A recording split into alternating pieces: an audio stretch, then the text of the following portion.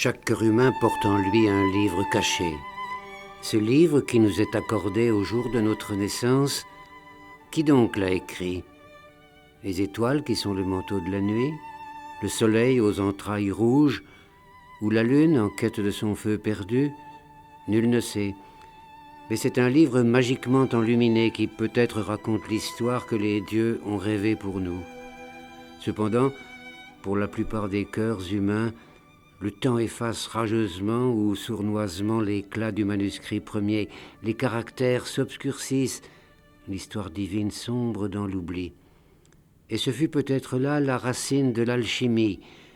Sauvé de la ruine, ce livre somptueux qui nous fut donné un jour, et changer si radicalement notre relation au temps qu'aucune usure ne puisse ternir la lumière du texte premier.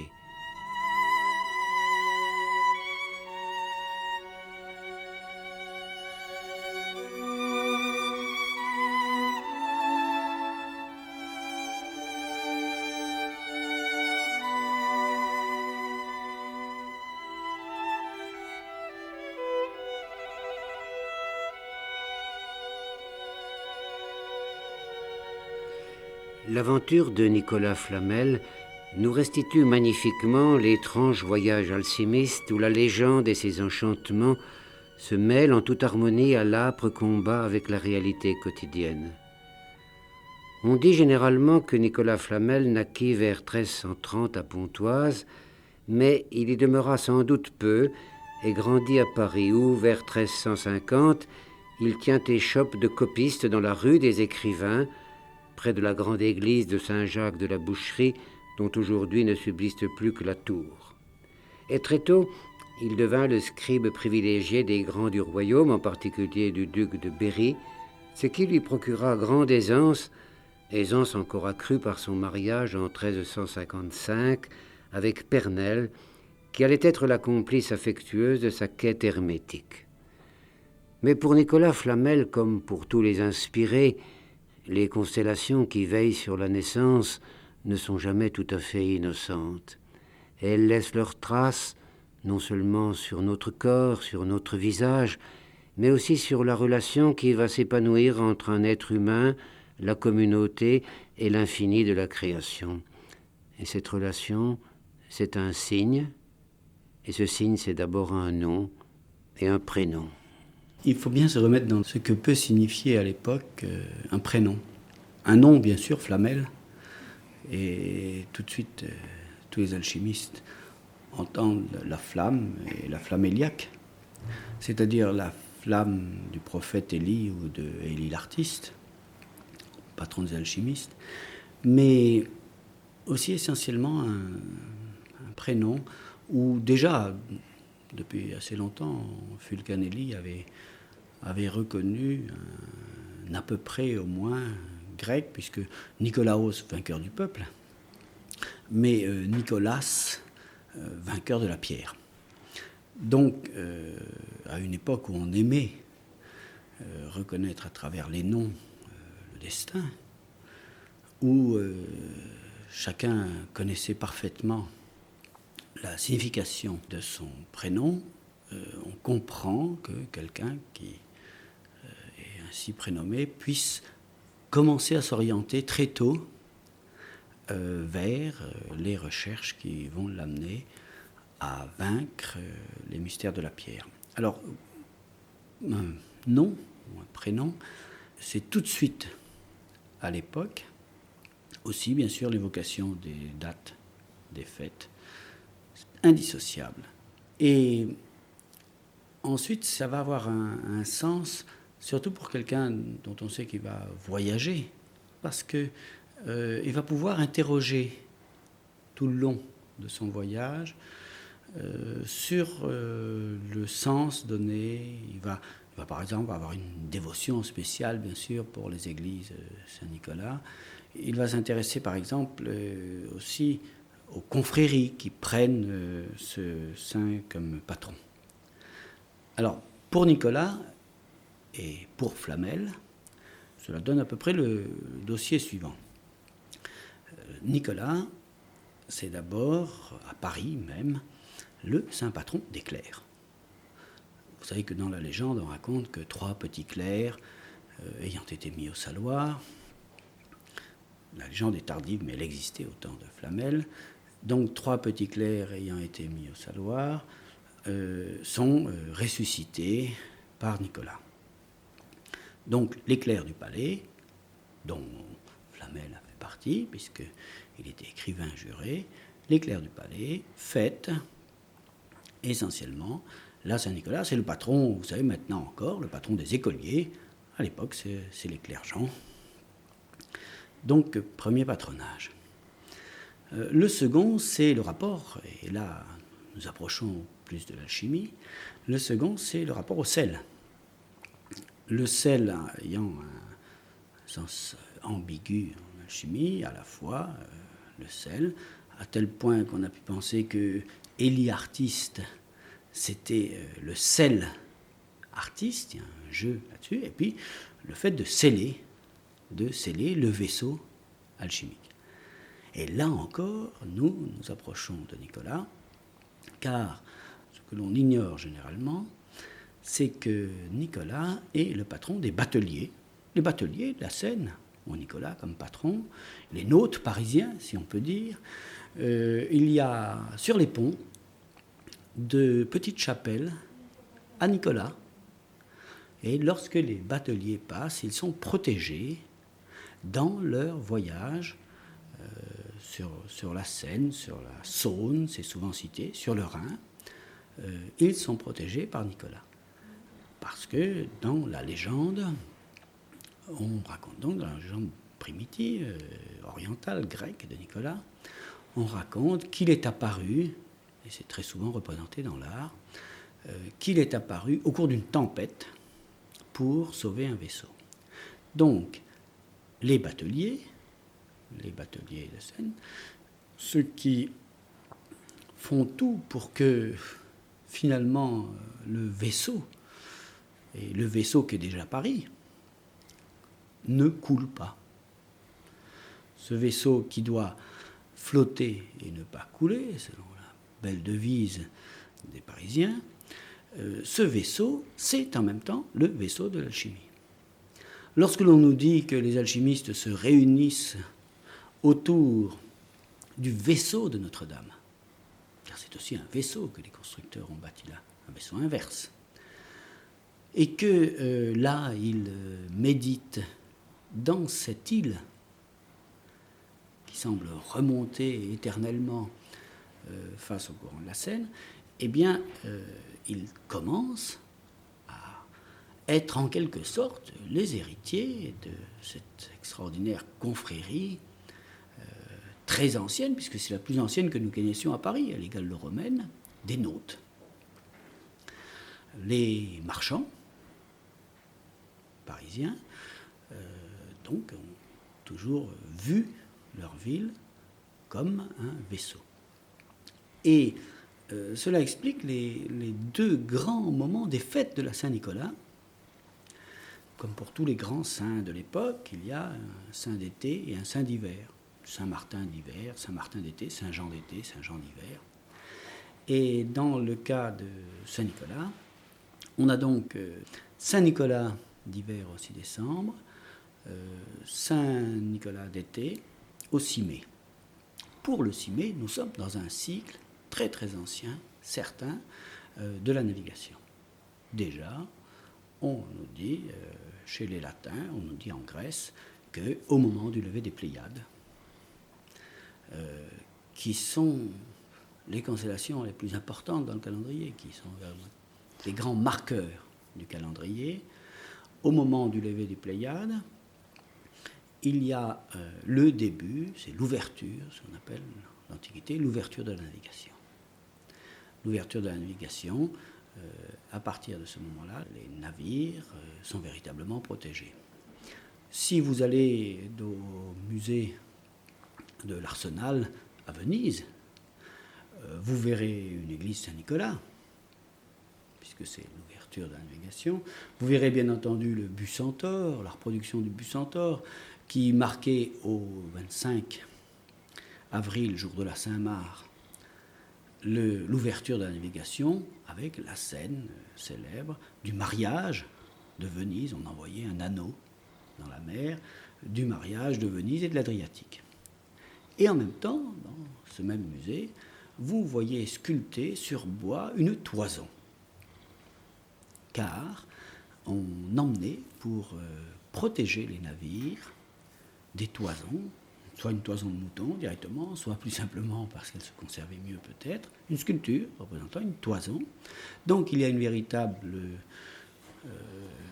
quête de la toison d'or qui s'instaure et qui se fait au moment du début de la navigation. Tout cela joue bien entendu sur le terme de vaisseau. Qu'est-ce que l'alchimie si ce n'est assurer une navigation heureuse à un vaisseau alchimique et à ce qui est contenu, aux gens qui sont à l'intérieur du vaisseau.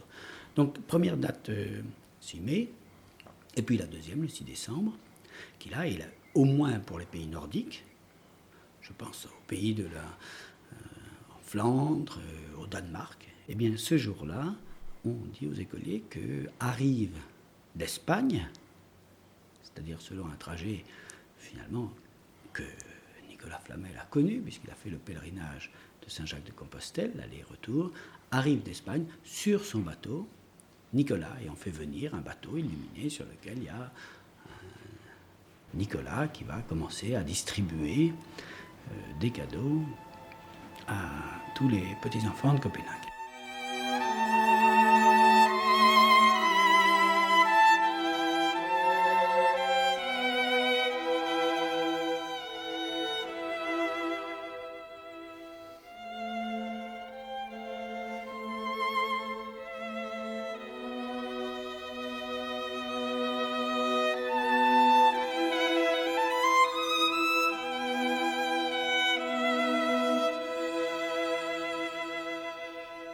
Une nuit de l'automne 1356, Nicolas Flamel fit un rêve très étrange et qui a beaucoup à voir avec son activité de scribe.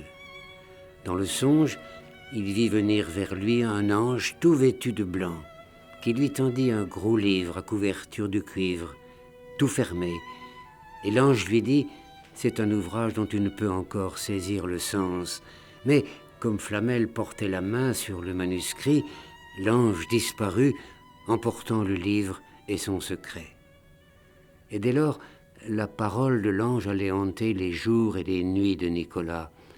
Mais l'ange, c'est d'une certaine manière notre double divin. Chacun entretient comme il peut son dialogue avec lui. Et il semble que dans cette relation de Flamel avec son ange, c'est déjà toute une méditation ancienne et toute une intimité avec le ciel qui se manifeste. L'ange, c'est celui qui sait, mais Flamel, lui aussi, est sur le rivage de la connaissance.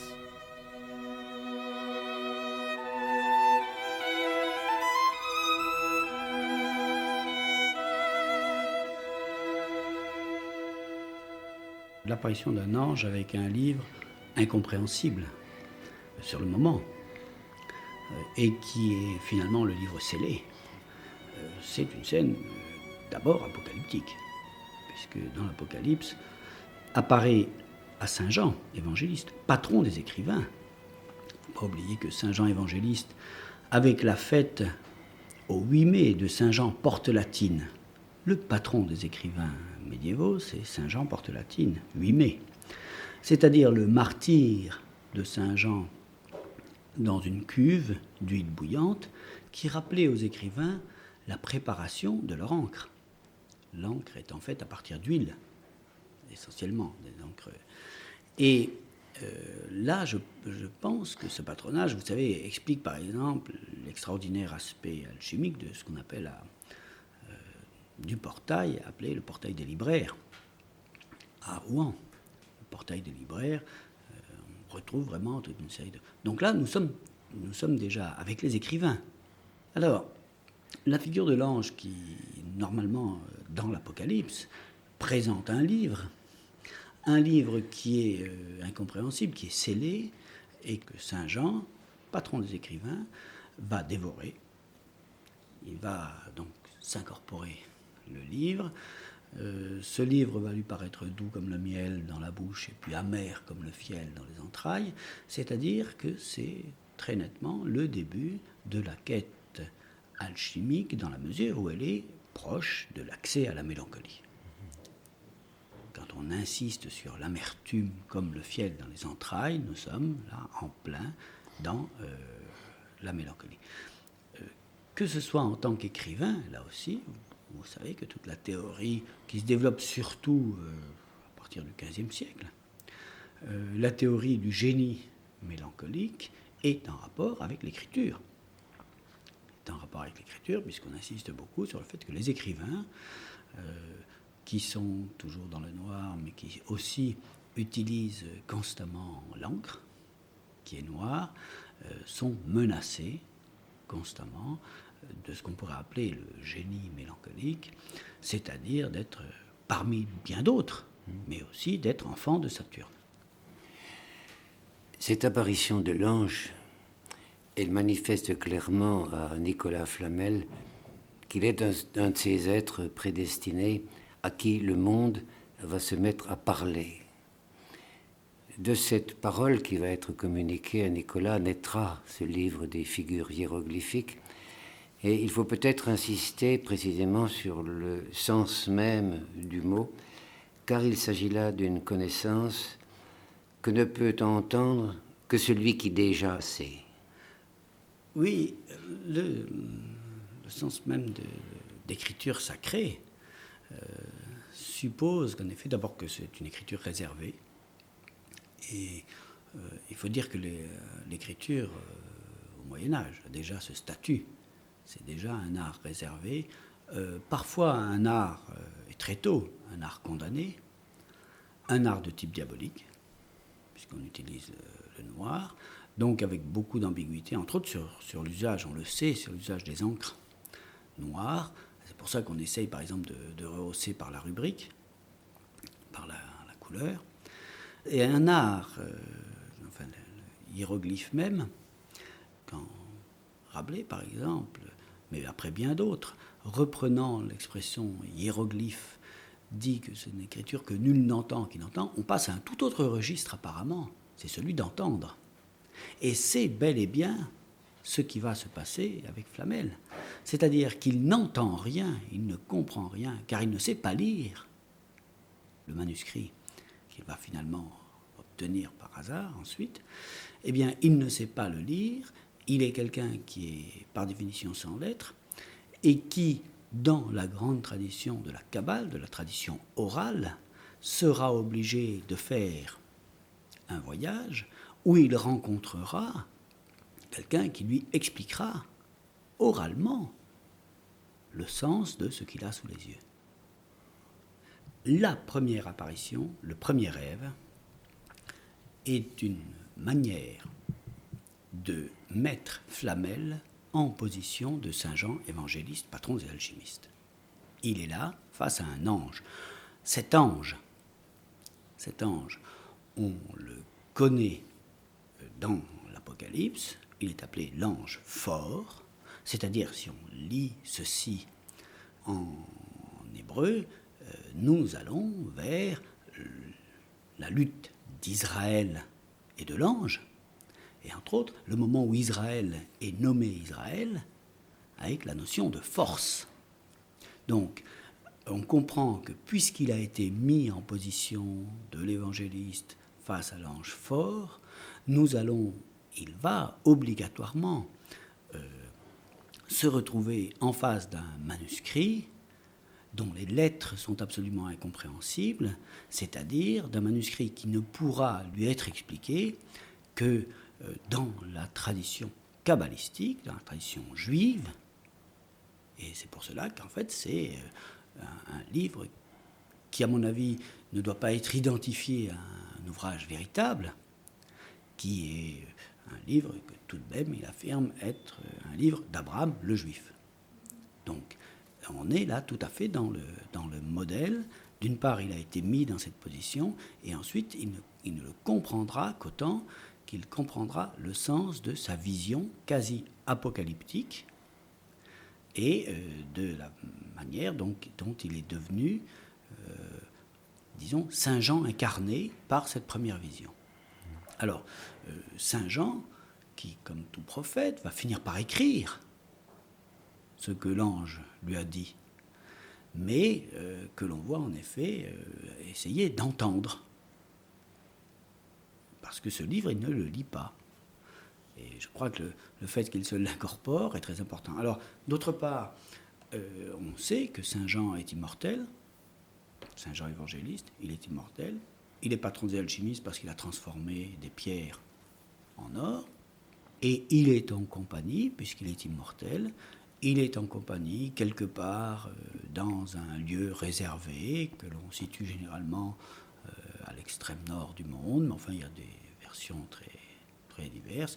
Il est en compagnie des deux autres qui ne sont pas morts, Enoch et Élie. Enoch, Élie, Saint Jean, voici les immortels qui restent quelque part, généralement dans une île, et qui peuvent apparaître à tous ceux qui recherchent d'une certaine manière la vérité.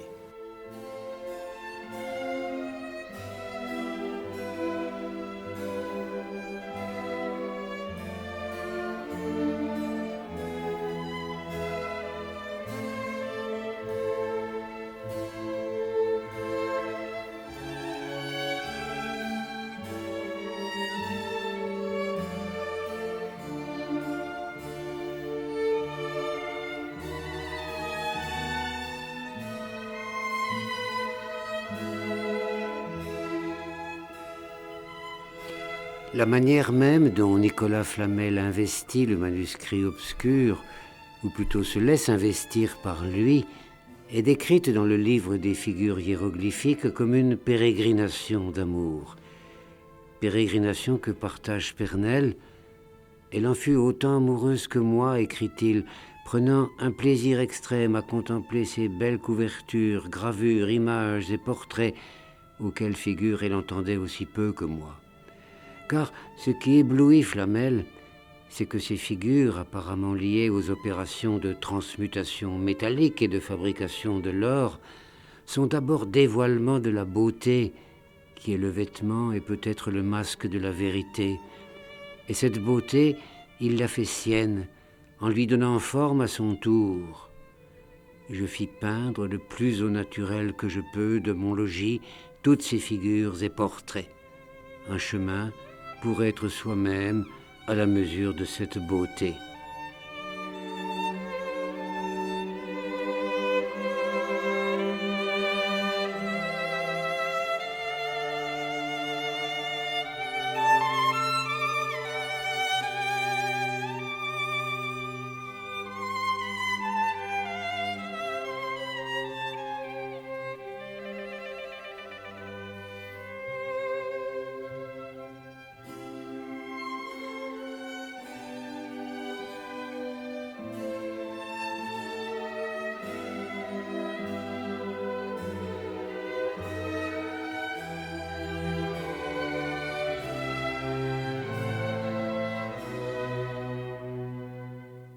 Alors, c'est en 1357 que Nicolas Flamel achète ce livre à un marchand de passage, comme il en voyait souvent dans sa boutique. Et pendant 21 ans, il va lire et relire et travailler avec Pernelle sur ce livre, sans que cet étrange document lui paraisse plus clair. Tout lui reste à l'état d'énigme. Et c'est au bout de ces 21 ans qu'il va se décider à aller chercher quelque part la lumière du côté de Saint-Jacques de Compostelle.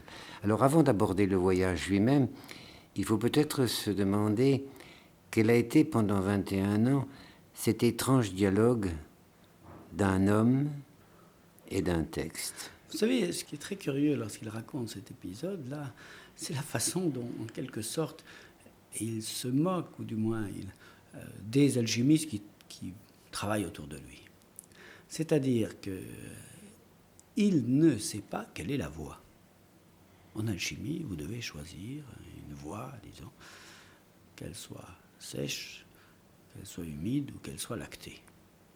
Le propre de la voie lactée, c'est qu'elle est à la fois sèche et humide. Donc, tant que nous ne savons pas quelle est la voie, c'est-à-dire, il est dans ce qu'il appelle un peu les barbouilleries des souffleurs autour de lui. Autrement dit, il n'entend pas déjà. Quand il a choisi le terme de hiéroglyphique, c'est très clair, il n'entend pas déjà, c'est-à-dire qu'il ne sait absolument pas, il n'a pas fait un pari sur le fait que véritablement cette œuvre va l'orienter dans une voie et une seule, car la voie de la vérité est unique. Et pour l'instant, il est dans ce qu'on appellerait, en philosophie grecque si vous voulez, la voie de l'opinion. Et là, je remonte à une image de Parménide, mais une image de Parménide qui est tout à fait celle, si on peut dire, de l'envol de Saint-Élie. Lorsque les Grecs définissent la vérité, lorsque Parménide définit la vérité en disant « Enfin me voilà sur la voie et mes chevaux m'ont guidé heureusement sur la voie de la vérité et cette voie est unique », l'opinion est absolument diverse, et il n'y en a pas deux, eh bien, là, je crois qu'il est tant qu'on n'a pas fait un choix qui, en effet, sera celui de désormais rester, être guidé, avoir pour seul guide, car il faut la recherche d'un guide, avoir pour seul guide la Voie lactée, je crois qu'il est dans l'étape qui précède, qui est ce qu'on pourrait appeler l'extrémité nord de la Voie lactée, tant qu'on n'a pas décidé que quelque part, très loin, lorsque l'on a suivi la Voie lactée, on trouvera quelque chose, on trouvera ce que l'ensemble des pèlerins découvrent. Alors, le seul signal qui est fait à Nicolas Flamel dans cet étrange livre, c'est finalement le nom de l'auteur lui-même, Abraham le Juif. Et cet Abraham le Juif est comme une figure qui sollicite puissamment Nicolas Flamel et qui va le déterminer à se lancer dans cette navigation que nous avons évoquée tout à l'heure. Alors, en effet, le problème, me semble-t-il, que cette figure d'Abraham le Juif va faire surgir, c'est en quoi une tradition dont l'origine est très difficile à déterminer, c'est-à-dire, au fond, pourquoi des millions d'hommes se lancent-ils depuis le nord de l'Europe en suivant un chemin qui leur semble tracé, mais qui en fait est tout de même aussi parfaitement mythique, le chemin de la Voie lactée, le chemin Saint-Jacques. Donc en suivant la façon dont ce chemin s'inscrirait, cette voie du ciel s'inscrirait sur le sol, qu'est-ce que ces gens-là vont rencontrer ? Alors, ce qu'ils vont rencontrer et qui va faire que brusquement, il va, me semble-t-il, se passer quelque chose de proprement alchimique dans leur cerveau, c'est d'abord la nécessité, s'ils veulent véritablement parvenir pour la Saint-Jacques à leur but, de partir à une certaine date. Donc il faut qu'en effet, ils commencent à calculer leurs étapes. C'est la méditation sur les instruments dont ils ont besoin, les objets dont ils vont avoir besoin tout le long de ce pèlerinage, et qu'ils vont recevoir d'abord au moment de leur départ, la capeline, déjà marquée parfois par les coquilles Saint-Jacques, le grand chapeau qui les protège, là aussi marqué, la gourde, le bâton, c'est-à-dire l'ensemble du bourdon, le bâton leur servant essentiellement à se défendre contre les chiens. Voilà. Lorsque on est obligé de passer des mois face à ces objets, de lever les yeux et de se dire tiens, la Voie lactée nous emmène-t-elle vraiment là-bas, de s'imaginer quelque part à l'extrémité de la Voie lactée, enfin ce Montjoie sur la gauche, le moment où on découvre Saint-Jacques pour la première fois, il y a un endroit qui s'appelle le Montjoie, comme dans tous les pèlerinages, et où les pèlerins envoyer une pierre. Le mont est formé des pierres que les pèlerins de l'Europe entière ont amenées là, et à chaque fois, en signe de reconnaissance, là, ils déposent leurs pierres. Or, Flamel cite le Montjoie. Ce n'est pas un endroit mystérieux du tout, encore maintenant. Les pèlerins, moi-même, j'ai fait le rite, encore maintenant, les pèlerins s'arrêtent, et pour la première fois, quand on découvre enfin Saint-Jacques, on dépose une pierre. Eh bien, cette pierre que l'on a amenée de partout en Europe, dont on va faire un Montjoie, l'ensemble de ce que nous allons pouvoir comprendre à partir de ces objets, voilà l'effet sur... Et la coquille est un peu analogue à cette image marine que nous évoquions. La coquille, c'est même le vaisseau de Vénus, c'est le vaisseau d'Aphrodite. C'est à l'intérieur de la coquille qu'est née la perle. Or, c'est le nom de la pierre. Donc là, nous sommes en même temps, la coquille, c'est le pecten, c'est-à-dire c'est le peigne, c'est l'instrument de purification par excellence, mais en même temps, le nom même grec de la coquille de Vénus, c'est le nom du sexe féminin. Mais tout ça, c'est des choses, alors, me semble-t-il, et c'est pour cela qu'il va se passer des choses très importantes au cours de ce pèlerinage, pour les alchimistes, c'est que ils vont aussi, et c'est ce que nous dit Flamel, ils vont aussi brusquement comprendre que Saint-Jacques n'est pas que Saint-Jacques. Saint-Jacques n'est pas que Saint-Jacques, parce que dès qu'ils arrivent en Espagne, ils vont rencontrer un certain nombre de juifs convertis, et ces juifs convertis, qui lisent encore les textes, qui connaissent encore les traditions, vont leur expliquer, ce Jacques que vous allez rechercher au bout de la Voie lactée, c'est le fondateur d'Israël, c'est Jacob.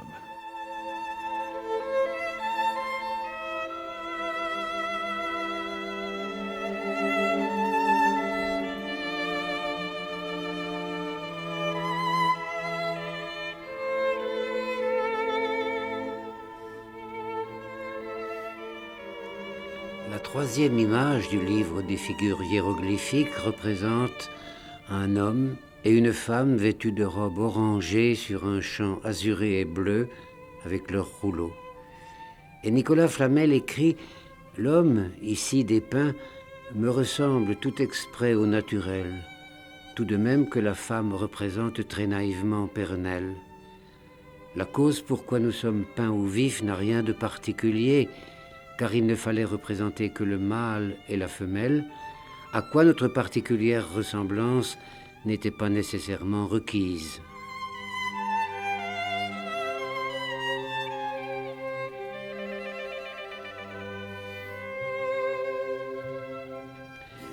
Tu as donc ici deux natures mariées, dont l'une a conçu de l'autre, et par cette conception s'est convertie en corps de mâle, et le mâle en celui de femelle, c'est-à-dire se sont fait un seul corps, qui est l'androgyne des anciens. En cette façon, je te peins ici que tu as deux natures réconciliées, qui, si elles sont conduites et régies sagement, peuvent former un embryon en la matrice du vaisseau, et puis t'enfanter un roi très puissant, invincible et incorruptible, parce qu'il sera une quintessence admirable.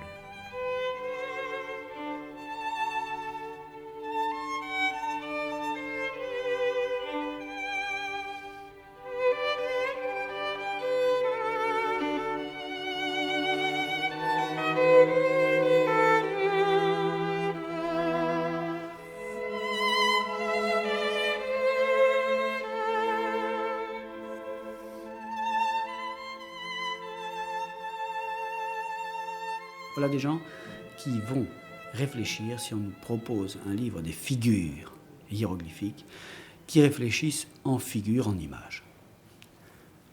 Pour quelqu'un de moyennement instruit, pas pour un écrivain qui a passé sa vie à recopier des manuscrits, parce que tout de même, il a passé sa vie à recopier, on sait qu'il avait une belle écriture, que son frère Jean était secrétaire du libraire de la plus grande librairie de l'époque, celle de Jean de Berry. Donc, c'est quelqu'un qui réfléchit en figures. des figures toutes simples et que tout le monde a en tête à l'époque et qui, associées, prennent un sens. La figure de l'ange de l'Apocalypse. La figure de l'ange, il est l'ange fort, c'est-à-dire Israël. Il est Jacob, puis qui prend ensuite, après sa lutte contre l'ange, qui prend le nom de force. Cet ange fort, lorsqu'il apparaît et qu'il donne à manger à l'écrivain, qui lui donne à manger un livre, il apparaît, ses deux pieds sont comme deux colonnes. Une colonne repose sur la terre, une colonne repose sur la mer. Ces deux colonnes qui reposent sur la terre et sur la mer, elles marquent, puisqu'on sait que le pèlerinage de Saint-Jacques va nous mener au bord de la mer, elles marquent la direction du pèlerinage. La chose là est relativement simple. Et puis après, en s'avançant le long de la Voie lactée, je dirais même mieux en naviguant le long de la Voie lactée, puisque ce sont des gens qui vont être dirigés par les étoiles exactement comme les marins, et qui vont commencer leur trajet, on le sait, généralement le départ se faisait au printemps, et même se faisait, on le sait, début mai. Le pèlerinage de Saint-Jacques se fait exactement au même... D'ailleurs, il se faisait souvent de manière marine. À un moment, le retour se fait en partie par la mer. Donc, ce sont des navigateurs. Ce sont des navigateurs sur Terre et des navigateurs du vaisseau qu'entre autres, pour un certain nombre, ils vont appeler le vaisseau alchimique. Voilà, donc ils partent. Ils partent avec la protection des objets, par exemple, la protection d'une coquille marine. Pourquoi mettre une coquille marine sur un chapeau? Qu'est-ce que ça peut signifier? Alors, dans le livre des miracles de Saint-Jacques, on raconte qu'un chevalier avait été surpris par la marée montante et s'était retrouvé sous la mer, avait prié et qu'il était ressorti couvert de coquilles. Ce chevalier, c'est bien entendu Saint-Jacques. Saint-Jacques est le patron aussi de l'ordre de Saint-Jacques et le patron de la Reconquista. Bon. Donc, ce chevalier qui sort comme ça sous la protection des coquilles, qui n'a pas été noyé, cela veut dire que du moment que nous sommes couverts des coquilles de Saint-Jacques, nous ne serons pas noyés. Nous dépendrons du feu de Saint-Jacques, mais en même temps, nous ne serons pas noyés. Mais nous devons arriver à Saint-Jacques-de-Compostelle pour le 25 juillet, au moment du lever de la canicule, c'est-à-dire au moment, à une date, où l'on nous dit depuis l'Antiquité la plus reculée que les gens qui naissent, c'est les textes astrologiques les plus anciens de toute la Grèce, les gens qui naissent le jour entre le 20 et le 25 juillet, le jour du lever de l'étoile Sirius, ne peuvent pas naître noyés. Il y a de longues discussions chez Cicéron. Dans Cicéron, il y a de longues discussions où il dit, mais est-il possible que véritablement tous les gens qui sont nés le fin juillet ne puissent pas être noyés? Eh bien, en fait, il est très important qu'en effet, si nous vivons l'alchimie, que nous vivions comme une matière qui va surgir, dont les opérations vont commencer à se faire. On nous dit dans les anciens livres d'alchimie qu'il faut commencer à faire les opérations au moment du lever de la canicule. C'est là qu'il faut commencer les opérations de teinture, par exemple. Donc, c'est une manière, si vous voulez, ces coquilles, de se représenter un peu comme noyées d'avance. Mais c'est aussi poser la relation entre l'alchimiste et le feu, avec tous les dangers que comporte le feu dans tous les phénomènes de cuisson. Parce que l'alchimiste court grand péril de se brûler lui-même, d'être consumé par sa propre quête. Voilà, seulement le propre du feu de la Voie lactée, déjà chez les stoïciens, et dans tout le Moyen-Âge, le propre du feu de la Voie lactée, c'est que c'est un feu nourricier. Ce n'est pas un feu destructeur, c'est le feu que recherchent les alchimistes, c'est un feu nourricier, et on sait même que c'est un feu qui nourrit, ou qui protège, ou qui rend immortel, essentiellement le poulet alchimique ou le coq. Et là encore, le long du pèlerinage de Saint-Jacques, voilà ce que l'on va comprendre, puisque lorsque l'on arrive à San Domingo de la Calzada, on aperçoit tous les pèlerins français. Il l'a fait lui-même. Qu'a-t-il fait? Il a fait, ce qu'il faut, c'est se remettre dans ce qu'était un pèlerinage à l'époque. Quand vous arrivez à Santo Domingo de la Calzada, on vous montre, encore de nos jours, à l'intérieur de l'église, une grande cage où sont conservés des coqs blancs. Et on dit des coqs, ce n'est pas des poules. Des coqs blancs. Et ces coqs blancs descendent d'un coq qui aurait été rôti et qui pourtant, après avoir été rôti, se met à chanter. Or, en faisant ceci, il sauve un pèlerin. Un pèlerin est faussement accusé, il est pendu. Les parents du pèlerin reviennent et disent « Bon, maintenant nous pouvons récupérer le corps ». Et ils vont voir le fils qui est pendu depuis 40 jours et qui dit « Allez voir le juge, je suis toujours vivant ». Le juge est à table, il a devant lui un coq rôti et il dit « Votre fils est aussi vivant que ce coq ». Aussitôt, le coq bat des ailes dans certaines versions et envoie de la sauce sur le visage du juge qui désormais, lui et ses descendants, est lépreux. Un thème extraordinaire. Et donc, aussitôt le juge fait dépendre le jeune homme, on garde les descendants de ce coq, et les descendants de ce coq sont des coqs blancs, et tout pèlerin gaulois, gallique, orne son chapeau, en passant à San Domingo de la Calzada, d'une plume molle, de ces plumes très molles, de la queue des coqs. Entre autres, qu'est-ce qu'il va savoir lorsque vous avez une plume molle de coq sur la tête? C'est très important, les plumes, disons, vous allez savoir d'où vient le vent. Je suis même persuadé que suivez mon panache blanc à ce sens. Ça veut dire, je remonterai toujours face au vent. D'où vient le vent, je remonte. Ce qui pour les alchimistes est fondamental. Je suis face à l'esprit. Et je le sais, car si jamais je me retourne, j'ai les plumes dans les yeux. C'est ça le sens de la plume molle, un des sens. Mais c'est aussi le cri du coq. Car ce cri du coq qui ressuscite, c'est comme vous savez, et l'expression est employée bien entendu dans Flamel, c'est ce que recherchent les alchimistes, l'œuf du poulet. L'œuf du poulet, c'est-à-dire le basilic, puisque vous savez que le basilic provient de tiroir. Le basilic provient d'un œuf de poulet ou un œuf de coq, puisqu'à 7 ans, les coqs sont censés pondre un œuf. Que font les coqs qui pondent des œufs? Les coqs qui pondent des œufs font comme une poule qui pond un œuf, ils chantent. Et là, j'ai l'impression que ce que peut comprendre Flamel lorsqu'il fait son pèlerinage, voyons, essayons de reconstituer sa conversation lorsqu'il rencontre ce juif qui va lui expliquer, Maître Ganche, qui va lui expliquer son livre. Ils vont commencer à parler, quel est leur domaine commun? La Bible. De quoi peuvent-ils commencer à parler? La Bible. Et en plus, le livre est illustré par des épisodes comme le massacre des innocents, comme le serpent de Moïse, puisqu'on aperçoit un serpent crucifié. À partir de ces images, avec un juif instruit à l'époque, on commence à parler de la Bible, on commence à parler de la passion, on commence à s'opposer peut-être avec passion sur le sens de la passion. Bon, alors, essayons d'imaginer, je crois que c'est comme ça un peu qu'il faut procéder, de ce que le long de ce pèlerinage, ils vont bien faire. Lorsqu'ils sont à San Domingo de la Calzada, ils commencent à dire « Ah ben moi ça y est, je suis allé acheter ma plume de coq, c'est un coq blanc, un coq qui pond des œufs. » N'importe quel juif, il dit « Mais le coq qui pond des œufs, je le connais très bien. Il existe dans notre tradition. C'est un coq qui est entre ciel et terre, un immense coq blanc qui est entre ciel et terre, qui s'appelle Ziz.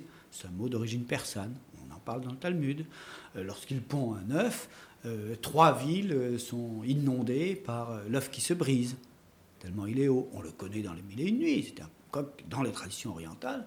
Il est mythique, Mahomet le rencontre au cours de son voyage, le coq Ziz. Lorsqu'il bat des ailes, il sauve le monde de la sécheresse. S'il arrêtait de battre les ailes, brusquement. Bon. Alors voilà une des choses. Et puis, puisqu'on est avec des chrétiens que même il s'agit, dit-il, d'un juif converti. Le juif converti, lui, connaît des choses sur, par exemple, la tradition de la mort. Eh bien, que dit-on? On dit qu'il y a, au moment de la mort d'un homme, 3 signes. 3 signes qui marquent la mort. Et qu'entend le mourant, mais qu'il est le seul à entendre. Voilà encore le mot entendre qui réapparaît. Eh bien, les choses que le mourant est seul à entendre, c'est donc le cri du coq ziz, qui est entre ciel et terre. Voilà un signe de la mort.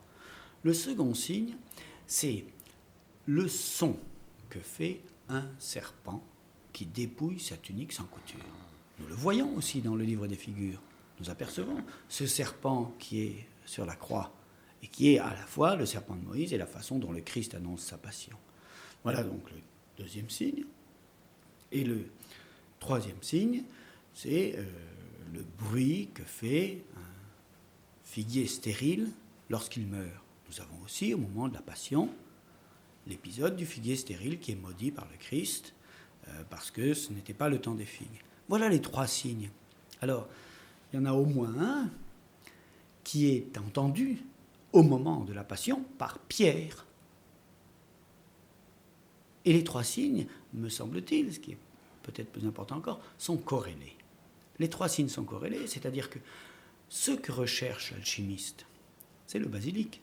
C'est voir apparaître dans cet œuf de poulet, sous l'effet d'une certaine chaleur, œuf de poulet qui est pondu au début mai, et qui va éclore au moment de la canicule, voir apparaître donc dans cet œuf de poulet ce qu'on appelle le basilic, c'est-à-dire un monstre mi-coq, mi-serpent, couronné, qui est très souvent représenté dans les manuscrits alchimiques bien antérieurs à Flamel.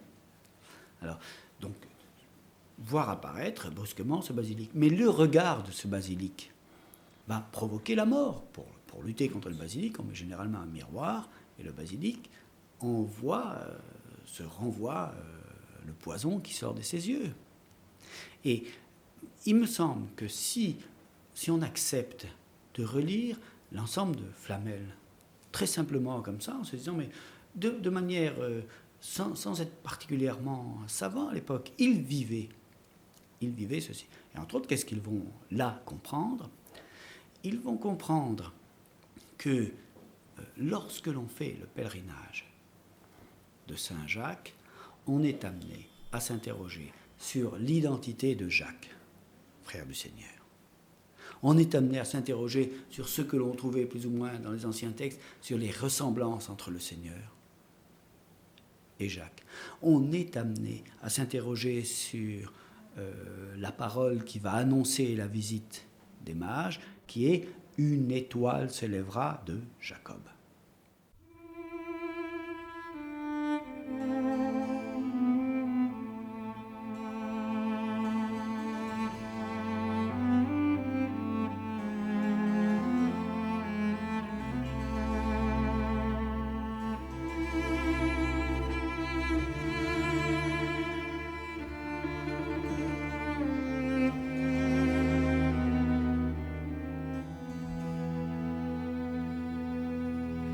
Quatrième figure du livre des figures hiéroglyphiques. Un homme, semblable à saint Paul, vêtu d'une robe blanche orangée bordée d'or, tenant une épée nue, ayant à ses pieds un homme à genoux, vêtu d'une robe orangée, blanche et noire, tenant un rouleau où il y a Dele mala que feci, c'est-à-dire ôte le mal que j'ai fait. Je t'ai donné ce tableau pour te dire qu'il te faut blanchir mon corps qui est à genoux, lequel ne demande autre chose. Ce que tu accompliras par la position du lait virginal et par la décoction que tu feras des matières, avec ce lait qui, se séchant sur ce corps, le teindra en même blanc orangé dont est vêtu celui qui prend l'épée.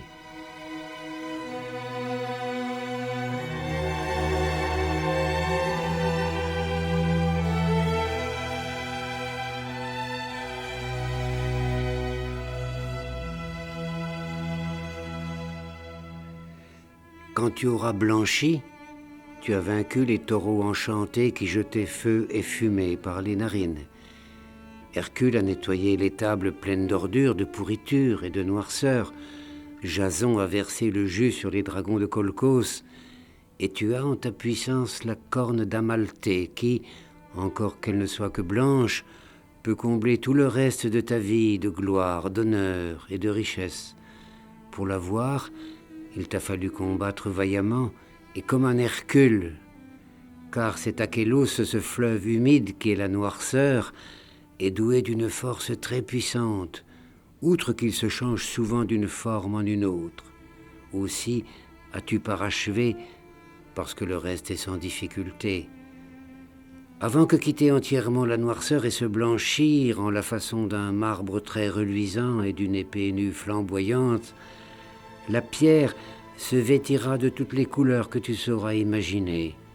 Souvent, elle se liquéfiera elle-même, et souvent se coagulera encore, et parmi ces diverses et contraires opérations que l'âme végétative qui est en elle lui fait parfaire en même temps, elle deviendra orangée, verte, rouge, non pas d'un rouge parfait, et jaune, deviendra bleue et orangée, jusqu'à ce qu'étant entièrement vaincue par la sécheresse et la chaleur, toutes ces infinies couleurs finissent en cette blancheur orangée admirable du vêtement de saint Paul, laquelle, en peu de temps, viendra comme celle de l'épée nue. Puis, par plus forte et longue décoction, prendra enfin le rouge orangé, et puis le parfait rouge de lac, où elle se reposera désormais. Je ne veux pas oublier en passant de t'avertir que le lait de la lune n'est pas comme le lait virginal du soleil. Pense donc que les imbibitions de la blancheur demandent un lait plus blanc que celle de la rougeur et couleur d'or.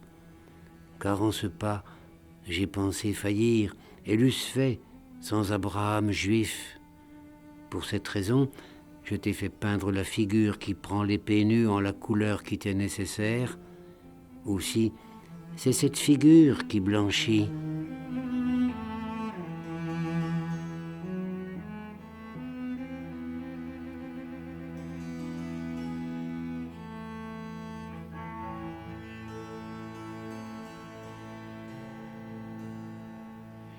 De son voyage à Saint-Jacques-de-Compostelle, de son dialogue avec le juif converti qu'il va rencontrer dans la ville de Léon et qui va l'accompagner jusqu'à Orléans où malheureusement le juif va disparaître et mourir. À partir de ce double périple, Nicolas Flamel va entrer dans l'intimité de ce livre énigmatique qu'il a reçu jadis et procéder à ses premiers travaux alchimiques. Et ainsi, il va obtenir une poudre de projection, c'est-à-dire cette poudre qui permet de transmuer le métal. Et il fait une première transmutation le 17 janvier 1383. Oui, là j'ai l'impression qu'il y a, comme toujours dans les ouvrages alchimiques, il y a des invitations à entendre pour ceux qui entendent déjà. Bien sûr, on ne commence pas une opération n'importe quand. Et le choix du 17 janvier est relativement clair. Nous sommes dans le jour de la Saint-Antoine. Il suffit de voir toutes les œuvres médiévales dédiées à Antoine. Antoine, c'est le feu, et c'est le feu d'hiver. C'est le feu Saint-Antoine qui est une maladie, mais c'est aussi celui qui, avec son bâton, fait jaillir le feu souterrain.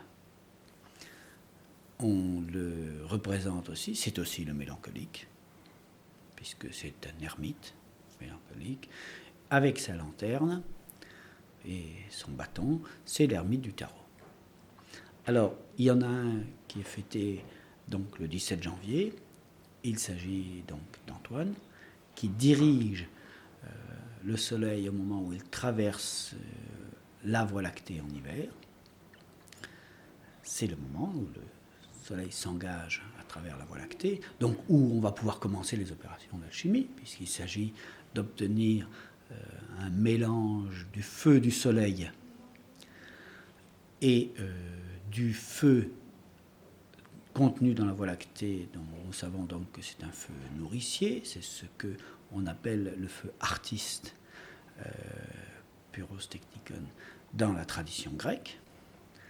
Donc ça c'est la traversée au nord, et la traversée au sud se fait, et des gens comme Fulcanelli avaient bien vu cet aspect-là, se fait donc au 25 juillet, avec la figure de celui qui porte l'enfant Jésus sur les épaules, qui supporte tout le poids, qui est Christophe, Saint Christophe, avec une tête de chien, image de la canicule, et qui est dirigé de l'autre côté du fleuve qu'il traverse, qui est la Voie lactée, qui est dirigé par Saint Cucufa. Saint Cucufa est toujours représenté avec sa petite lanterne en train d'orienter la traversée. Il suffit de regarder là au 25 juillet. Au 25 juillet, les deux côtés de la Voie lactée sont marqués, sont toujours marqués, mais ils prennent un sens particulier au 25 juillet, puisque de part et d'autre de la Voie lactée, il y a le grand et le petit chien, Sirius et la canicule. Alors, le 17 janvier 1383, Nicolas Flamel va, à partir de cette opération alchimique, obtenir de l'argent. Et quelques semaines après, très exactement le 25 avril 1383, la transmutation alchimique mènera à l'or. Alors, il suffit de regarder l'année 1383, c'est une année très très particulière, et où le 25 avril va prendre un sens. Parce que l'année 1383, c'est des années qui arrivent tout de même assez rarement, c'est ce qu'on appelle une année antérieure, c'est-à-dire que Pâques est à la date la plus haute possible de Pâques. Pâques ne peut jamais échoir au 21 mars, parce que lorsque Pâques échoit au 21 mars, lorsque la première pleine lune de printemps échoit au 21 mars, eh bien, on a décidé que ce serait toujours reporté au 22. Donc, 1383, Pâques est au 22 mars. Pâques peut aller jusqu'au 25 avril. C'est-à-dire que cette année, la Pâques réelle était donc au 22 mars, mais la dernière date possible, nous sommes au 25 avril.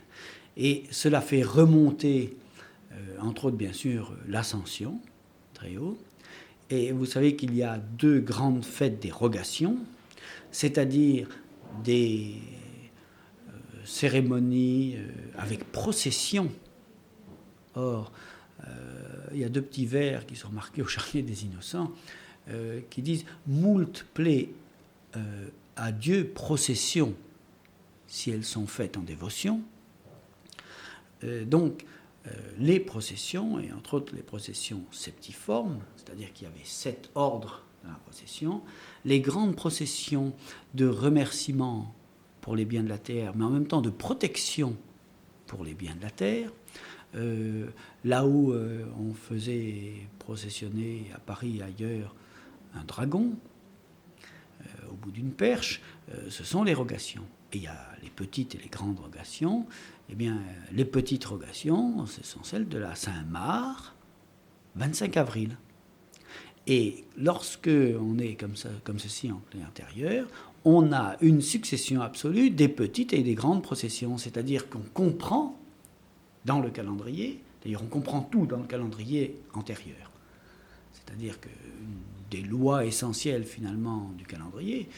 Et je rappelle que l'alchimie, c'est inscrire l'ensemble des opérations dans une substance appelée temps. Je crois que sinon on comprend très difficilement l'alchimie. Un ami me racontait que l'alchimie chinoise consiste à faire des opérations où on alterne les feux, mais on fait d'abord le feu de l'hiver, et puis après on remonte au feu de l'automne, puis on remonte au feu de l'été, et on remonte comme ça, on remonte le temps. Oui, alors c'est très étrange que le 25 avril, qui est aussi la fête de Saint-Marc, se trouve associée à l'or, et Saint-Marc est aussi associé au lion. Bien sûr, et d'où l'importance de Léon. Il est certain que si la découverte se fait à Léon, c'est que ce que l'on recherche, c'est le lion solaire, c'est-à-dire le lion du signe du lion du 25 juillet. Ce que l'on fait lorsque l'on va aux extrémités de la Voie lactée et qu'on doit y parvenir le jour de la Saint-Jacques, c'est en effet découvrir le feu dont le lion est le maître. Oui, la figure du lion a d'ailleurs une grande importance en alchimie, soit sous forme de lion vert, soit sous forme de lion rouge. Le lion vert qui a le soleil. Lorsqu'on représente le lion vert avec le soleil dans la gueule, c'est une ancienne image de la canicule. Assez curieusement, on sait qu'il y a eu sur le signe du lion une confusion entre le signe du lion et le chien, Sirius, le grand chien, Sirius, qui est représenté avec le soleil dans la gueule ou le feu dans la gueule et qui aboie des flammes. Eh bien là aussi, le lion des ouvrages alchimiques aboie des flammes. Et ce sont... Alors, c'est là qu'il y a un certain danger, car lorsque le lion déverse ses flammes sur la terre, il y a le risque, bien sûr, que la terre ne soit entièrement desséchée, et donc il faut équilibrer par le suc de la Voie lactée, qui au contraire est un feu donc de nourricier. Je crois que c'est dans ce genre d'équilibre, il est certain que c'est dans ce genre d'équilibre que se situe l'alchimie.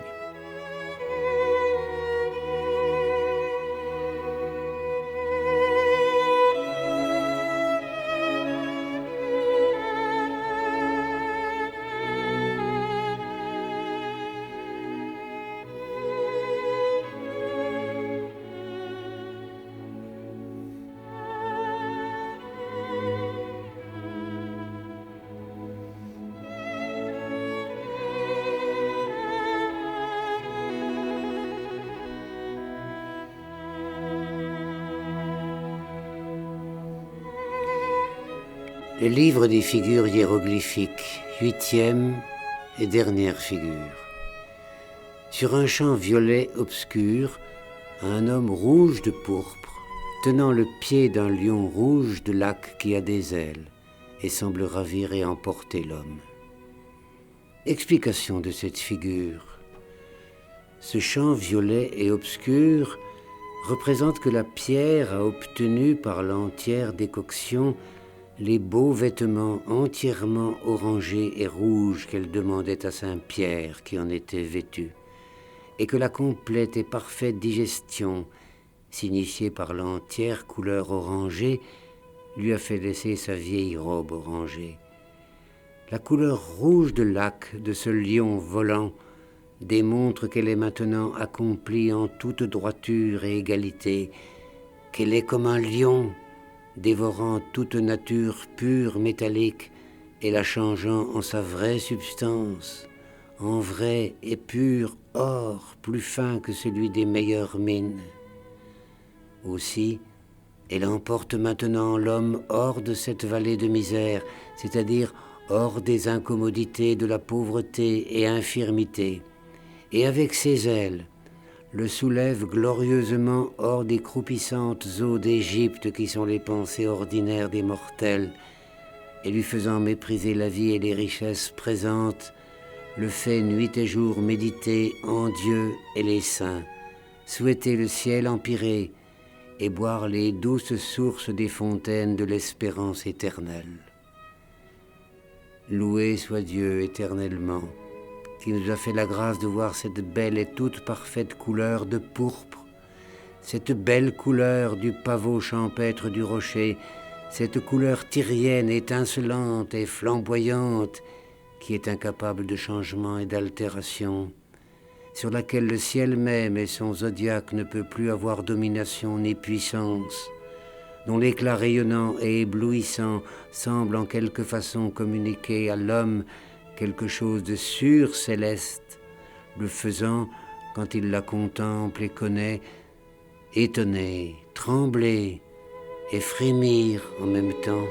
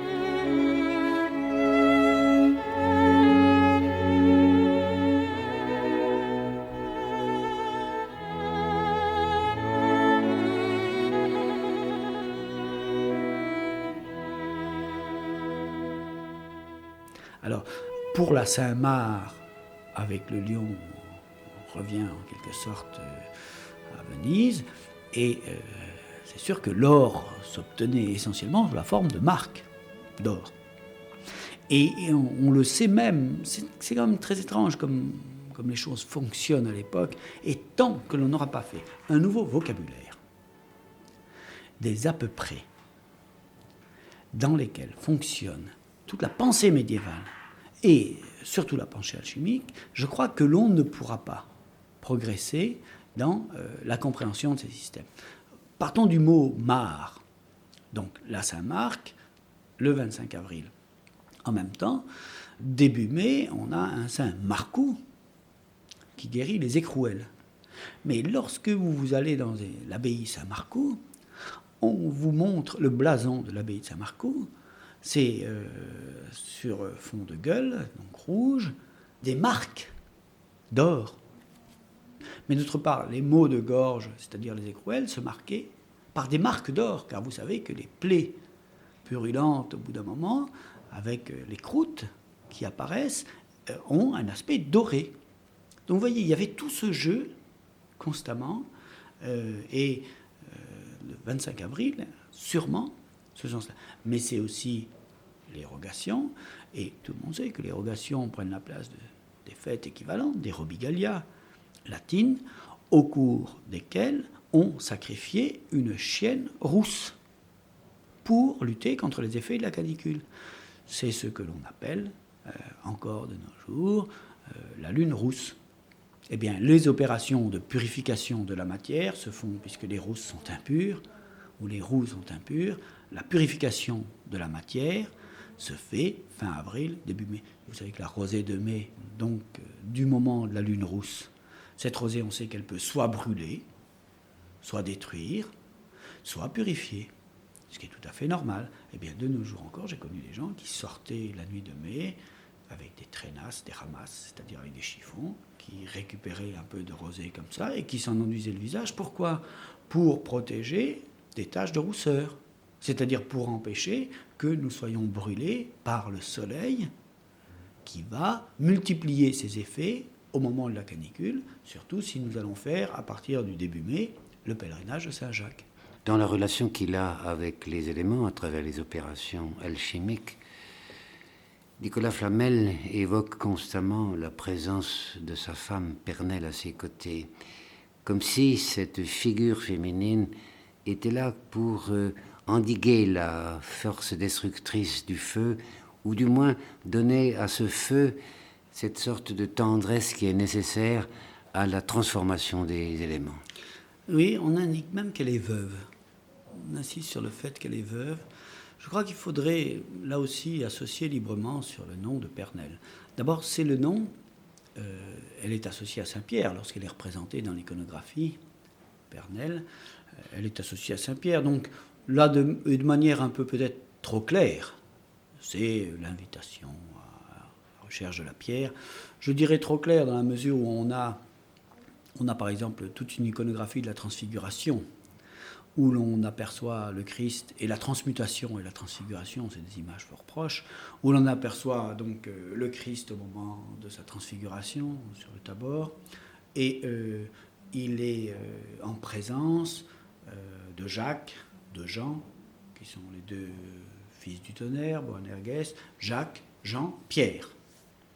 Et là, de manière très évidente, je pense à un vitrail, par exemple, de Saint-Nicolas de Port, qui est une merveille d'alchimie. Eh bien, comme au-dessus, on a la figuration de Moïse et Élie. Élie est en dessous du feu, Moïse en dessous de l'eau, et on a la pierre au milieu, provenant de Moïse, Élie, et en dessous, Jacques, Jean, et puis Saint-Pierre. Donc là, on a le sentiment que c'est finalement quelque chose qui, à la limite, disons, l'à peu près sur Pierre et Pierre étant évangélique, on va le poursuivre. C'est un diminutif. Pernelle, j'aimerais le relire avec des textes de l'époque, avec des chansons de l'époque, sur Péronnelle. Une Péronnelle, Une péronnelle, c'est la petite pierre, c'est la petite pierrette. C'est aussi, on le sait, le nom de la petite Vierge. La péronnelle, on voit très bien dans les chansons de l'époque la péronnelle qui sautille. Ici ou là, bien entendu, le nom de Jeanne d'Arc, c'est la péronnelle. Plus loin, mais j'avoue qu'il faudrait voir du côté de Pontoise, lieu de naissance de Flamel, et il faudrait voir du côté de Péronne et du Perron. Car le Perron en alchimie, le Perron dans les romans de chevalerie, cet endroit où dans les romans de chevalerie, au milieu de la forêt, il y a un perron, le perron de Merlin, le perron d'Arthur. Pas seulement la pierre montoire, c'est-à-dire la pierre sur laquelle le chevalier peut poser le pied. Toutes ces pierres sur lesquelles on dit que Jeanne d'Arc a posé le pied. Vous savez, à Chinon, on vous dit, tiens, la pierre, voilà la pierre péronne, hein, le perron. Le perron, puisque au moment de descendre, la péronnelle avait comme par hasard besoin d'une pierre. Un perron, c'est, si vous voulez, au milieu de la forêt, une pierre qui est sortie du sol, qui est née dans le sol, qui jaillit, comme ça, et sur laquelle, généralement, il y a une fontaine à côté, le chevalier s'arrête, verse, et défié, verse un peu d'une coupe, et aussitôt, il y a des éclairs épouvantables, un chevalier noir qui arrive. Scène qu'on retrouve dans l'ensemble des romans de chevalerie. C'est le lieu du défi, donc le perron. C'est le lieu du défi, le lieu du guet, le lieu de la rencontre. Là, le lieu où ça circule. Qu'est-ce que c'est que ce perron ce perron ou cette péronnelle, c'est la pierre où Jacob s'arrête et où il aperçoit les anges qui montent et qui descendent. Les anges ne montent et ne descendent que sur un perron, sur une péronnelle, Alors, il faut tout de même rester sur Saint-Pierre. D'abord, parce qu'il possède les clés, parce qu'on l'a trop mis du côté de l'écriture en l'opposant à Jean, qui serait du côté de la parole. Vous savez qu'il y a une tradition, surtout maçonnique, qui dit que la religion de Jean, c'est la religion de l'esprit, alors qu'elle s'oppose à la religion de Pierre, qui serait la religion de la lettre. Il ne faut pas oublier tout de même que la reconnaissance de Pierre comme Pierre sur l'Église, c'est le moment où il a reconnu le Christ comme Dieu vivant, que à Pierre est offert le pouvoir alchimique. Car à Pierre est offert le pouvoir de lier et délier, ce qui ne peut se dire que Solvay et Coagula. Alors je crois que là, Saint-Pierre, à travers Pernelle, est présent comme pour indiquer la voie alchimique que va suivre Nicolas Flamel. Et il est très intéressant de constater qu'il y a un thème qui va revenir très vivement depuis les premières opérations alchimiques de Nicolas jusqu'au terme de son existence, et qu'il va faire graver, sculpter dans les diverses processions dont il va faire décorer un certain nombre de sanctuaires parisiens, c'est le thème du massacre des innocents, qui s'inscrit au fond dans la tradition des rois mages, puisque le massacre des innocents, c'est le dernier épisode, le dernier chapitre de l'histoire magique. Le massacre des innocents, c'est la recherche du sang d'enfant vierge, qui est, il le dit, qui est pour certains des gens qu'il a interrogés, des alchimistes, l'opération abominable par excellence, mais indispensable. Et qui n'est pas tellement abominable dans la mesure où, sans hésiter, les romans de chevalerie, je pense à la quête du Saint Graal, parlent d'une effroyable coutume, et une coutume à laquelle, finalement, ceux qui sont en train de rechercher le Graal se plient, qui est une coutume consistant à arrêter toutes les jeunes filles vierges, toutes les pucelles, qui passent près d'un château, à leur tirer du sang et à en oindre une princesse lépreuse, car on a annoncé, un médecin a annoncé que cette princesse ne serait guérie que par le sang d'une jeune fille, d'une pucelle vierge de fait et d'intention. Alors là, vous savez qu'en alchimie, essentiellement, on veut purifier les métaux. Pour purifier les métaux, il faut leur retirer leur menstru, que l'on voit apparaître à la surface et que l'on supprime généralement peu à peu, qui apparaît sous la forme de rose. Alors ça, c'est le premier thème, qui est donc celui de la purification, qui apparaît avec le sang des innocents. Le second est celui de la royauté. C'est-à-dire que le massacre des innocents a un effet absolu, c'est qu'il va faire que l'enfant Jésus, qui à ce moment-là échappe, par son voyage en Égypte, par la fuite en Égypte, va être obligatoirement désigné comme le roi, puisque c'est le seul survivant de sa classe d'âge. Et les apocryphes nous racontent constamment que Jésus s'était amusé. Les enfants, comme ils aiment beaucoup jouer au roi, nous le faisons encore. On désigne parmi les enfants un roi, et tout ce qu'il fait, on est obligé d'y obéir.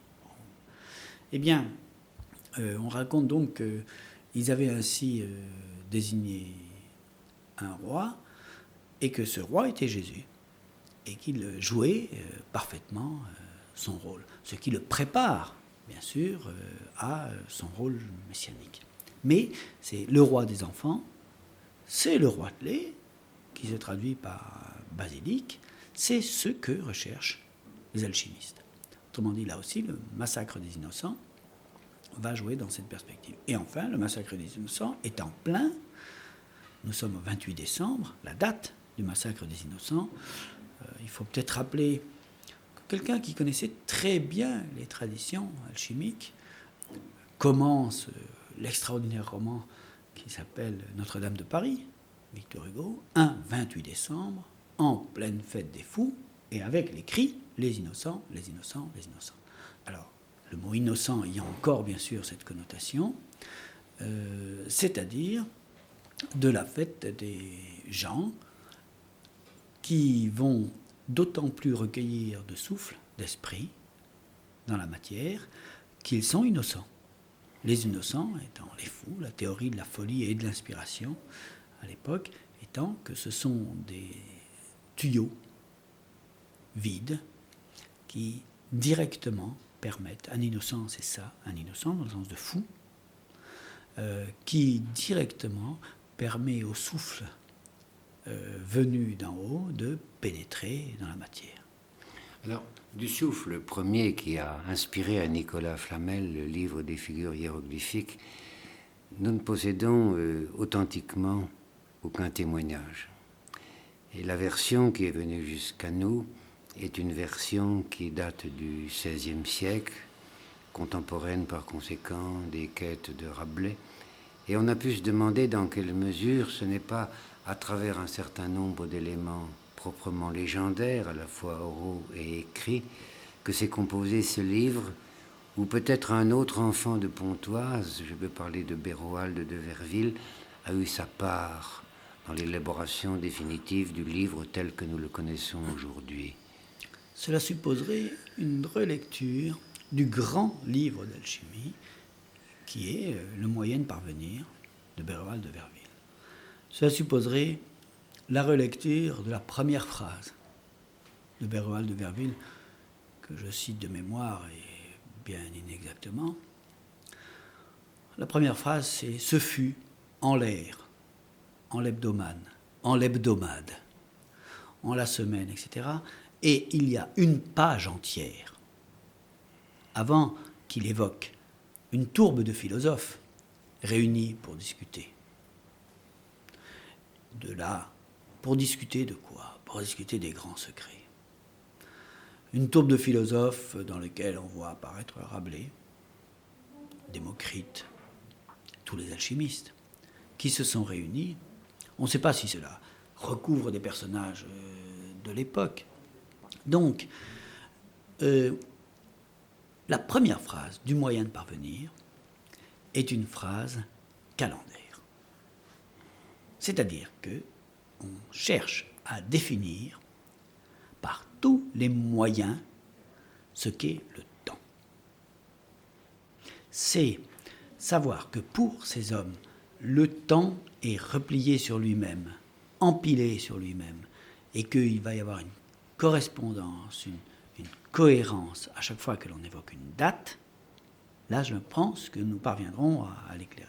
L'essentiel, c'est au fond de penser que dans cette fin du XIVe siècle qui voit Nicolas Flamel accomplir ses travaux alchimiques, l'esprit a circulé quelque part dans ce quartier des écrivains, dans les environs de la tour Saint-Jacques ou de l'église Saint-Jacques de la Boucherie, que cet esprit a trouvé en Nicolas Flamel ou en un homme qui portait le nom de Nicolas Flamel une terre sur laquelle il a pu fructifier, et c'est sur cette terre qu'est poussé comme une plante magnifique le livre des figures hiéroglyphiques. Et qu'importe les masques qui ont pu recouvrir là où les figures de ce qu'était véritablement Flamel. Car on insiste beaucoup tout le long de la tradition. Finalement, lorsqu'Élie veut apparaître dans l'histoire, il va s'appeler Élie le Verdoyant dans la tradition soufie. Et il va le cimer, faire parvenir à ceux qui l'attendent une lumière verte. Il va s'appeler aussi Élie lorsqu'il apparaît à la Kabbale avec Simon. Et j'irai jusqu'à dire qu'il va oser, dans la tradition occidentale, s'appeler Flamel.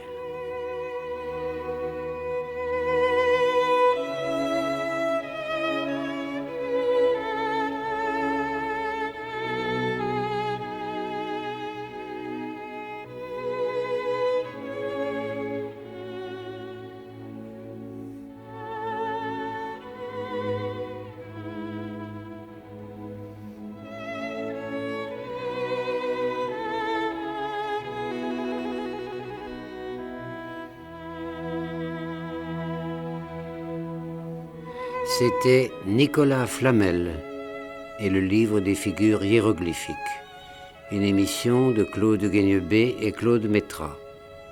Prise de son et mixage, Jean-Louis Boissonnade et Jean-Charles Dieval. Réalisation, Claude Giovannetti.